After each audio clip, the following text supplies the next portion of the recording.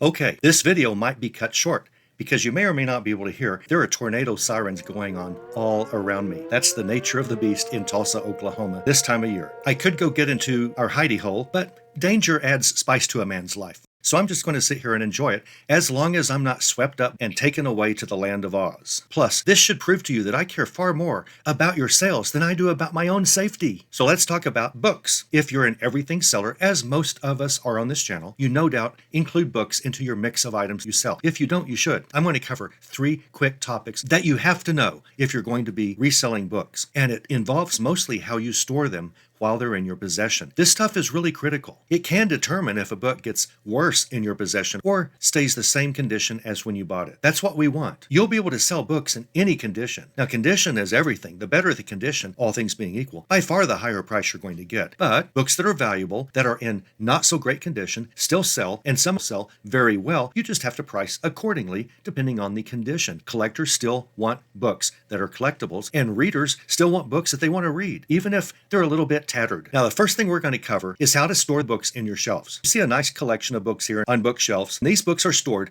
very well. They're properly stored. They're all upright, tight, not overly tight. You can see that like between these two volumes here, there might be a little bit of looseness in some of these. Great. That means that you can pull them out and push them in without having to struggle, without accidentally tearing the dust jacket and all of that. By the way, don't call the paper a book cover. Call it a dust jacket. That's what the paper covers, sometimes plastic covers, are called. The physical hardcovers of hardback books are called cover boards. But if you call those book covers, everyone knows what you're talking about. If you call a dust jacket a book cover, as a lot of people do, they just don't know better, that's going to confuse some of your buyers, especially if you have some high quality books. Your condition might not properly describe something if you use book cover when you should have used dust jacket. Keep that in mind. There's a lot of debate on whether you should store books in your shelf standing up like this or on their sides like this. Now, Dr. Lori, personal friend of mine, Dr. Lori says you should store all books like this because it protects the interior pages from tearing away from the spine at the hinges where the covers meet. Now, you can keep them really messy like this, or you can keep them really nice. I suggest you keep them nice. I suggest you put the largest books on the bottom and go up from there in size if you want to make it easy to find things, easy to get things out, easy to pull books, and reduce the risk of damage whenever you're selling a book from the middle of a stack. But is this better than this when it comes to the way you store books? Well, again, Dr. Lori wants you to store all collectible books like this, and most book collectors don't. Most book collectors say store them like this. Now, I am the last person who will correct Dr. Lori, personal friend of mine. But I will tell you, we have proof that books last hundreds and hundreds of years without the interior pulling away from the outer spine, stored like this. Where is the proof? The proof is in the pudding. Almost every book you've ever seen in your life has no problem whatsoever with the interior pages pulling away from the spine. Most books are stored upright like this in shelves, and most books for hundreds of years do just fine stored that way. It is logical. There's less stress on the interior pages from pulling away from the spine. There is an argument, obviously, to be made. Dr. Lori, personal friend of mine, makes this argument, and she's obviously right. This would be a great way to store books to protect the interior pages, but you have 1 or 2 problems with this. They're usually not a big deal, but if the top book is a paperback, it will start curling. The top book cover, the soft paperback cover, will start curling up if there's nothing on top of it. Whenever you have books stored in a shelf vertically, that does not happen. This also protects the interior pages from pulling away from the spine. Because remember I said earlier, these books, they don't all look extremely tight. They generally have a feel for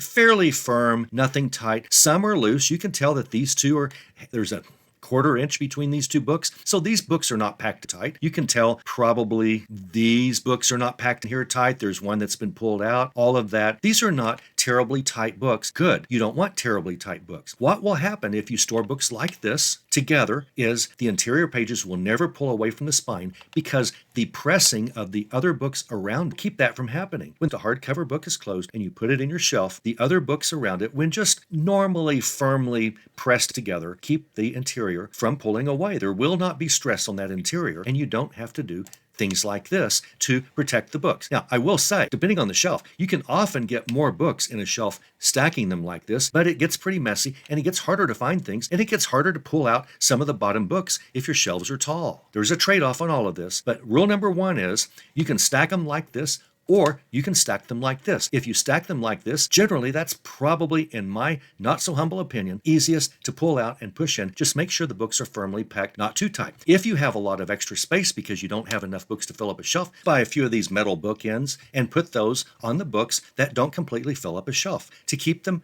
tight, but not too tight and not too loose. If you're going to store books upright like this, no problem. This is the worst. You don't want to do this. This is always wrong. These books will often have damage very early, and the top covers will be askew from the bottom covers. Put it on the table and look down, you will see the cover board on the bottom sticks out a little bit further than the cover board on the top. They're no longer square, as we call a book. Now, books are usually rectangle, but we say a book is square as long as the top and bottom cover boards meet each other whenever you're looking straight down. This is the worst way to store books. Rule number 2, when you're pulling books out of a bookcase, especially hardcovers, there's several thick and heavy hardcovers in this picture. Do not put your fingers at the top and pull the book toward you at an angle. This is what will happen if you do that. You will quickly start causing damage up here at the top of the spine. This is the area we call often the spine extreme, the top spine extreme. And this can very quickly tear, and it can tear a long way down this hinge. If you just put your fingers up there and try to pull the book out that way out of your bookcases, don't do that. Especially these older, more collectible books. Charles Dickens, this looks like it's from the 1800s. The last thing you want to do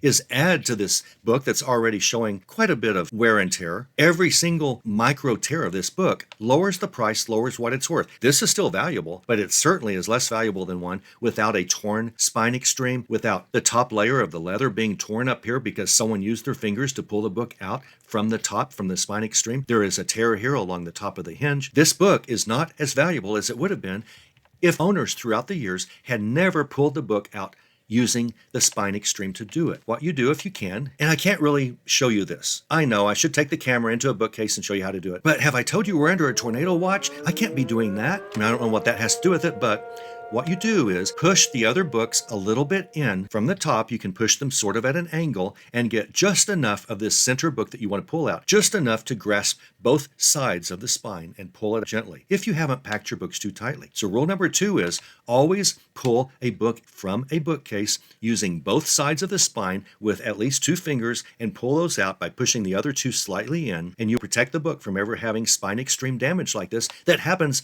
all the time. And again, the more fragile the book and the older the book, the far faster you pulling it out with one finger is going to cause damage that looks just like this. This might have been caused by one person because this leather is old. It hasn't been oiled properly. The dry leather cover. Any sort of stress on this cover is going to rip it a little bit more. And one finger, seriously, one finger right here trying to pull this book out of a shelf, especially a tight shelf, well, even a loose shelf, that could very easily have torn this entire 1.5 or 2 inches of the top spine's hinge. Just one time, just one pull. So don't do it. It's not worth it. Rule number 2, always pull books out using both sides of the spine straight out to you. You'll see book collectors on TV. You'll see Antique Roadshow. They're all wearing gloves because they don't want to get human oil on these old collectible books, and they don't want to add one bit of possible future damage to a book by adding their fingerprint oils to the book. And this was done for 100 years by book collectors all over until recently,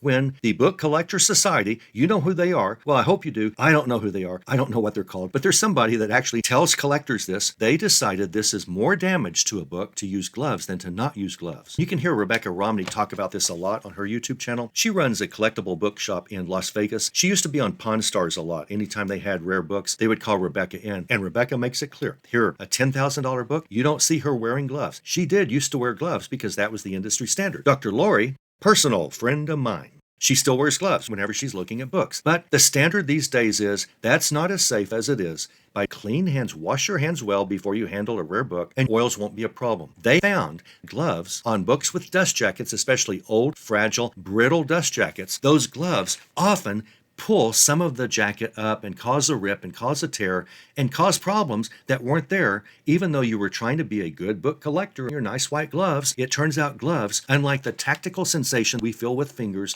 we more easily tell what we're touching without gloves. And so you will do, over time, less damage to a book if you don't wear gloves. Just wash your hands first if it's a collectible book. Don't add your oils. And what do you care? You hope to sell this book in a week. It's not like your finger oils are going to damage this book in a week. But in 50 years, what you do now is going to make a difference. You should care about that. You should teach others about that because you want others to do that for you. And you hope that people in the past respected a book, even though a lot of them didn't know to. But the more respect that we put in taking care of books, the longer they're going to last. So don't wear gloves. Now you know how to store books, how to retrieve books when you sell them, and how to handle books when you're looking them over and taking pictures. In closing, the most expensive book I ever sold on eBay was an $11,000 book. I started at a 1 penny auction. This was about 2004. It was a signed, collectible, slip-cased, boxed edition of a Stephen King novel, signed novel, and it was very rare. I believe only 250 copies were ever made, and it sold for $11,000. Books can be valuable. I've already done a video on Bibles and how valuable religious books are. Look at that because I tell you exactly how to list every Bible you ever get in order to make the most money possible. And that's what this channel is all about, how to use eBay to make more money. This one happened to be non-eBay centric, but it's also strongly related to people on eBay because often many of us, most of us who are everything sellers, we do sell books. And this is how you can make the best of books that you're selling.